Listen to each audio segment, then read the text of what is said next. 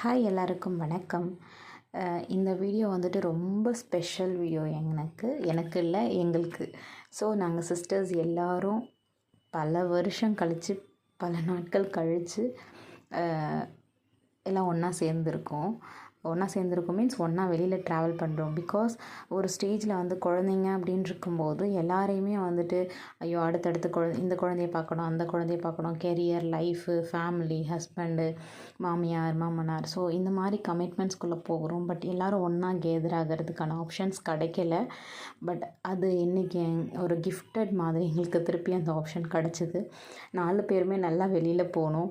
Just சும்மா ஒரு touring வாங்கலாம் அப்படின்னு சொல்லி தான் போயிருந்தோம். ஜஸ்ட் அந்த செஞ்சியில் வந்து ஏவி தங்க மாளிகை அந்த ஷாப்பில் போயிட்டு பார்த்துருந்தோம்.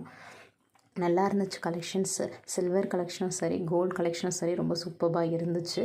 ட்ரை பண்ணி பாருங்கள். என்ன விஷயம் சொல்லணும் அப்படின்னு நினச்சேன்னா, யாரெல்லாம் சிஸ்டர்ஸ் கூட இல்லாமல் இருக்கீங்களோ எனக்கு தெரிஞ்சு அவங்களாம் வந்துட்டு அன்லக்கின்னு தான் சொல்வேன்.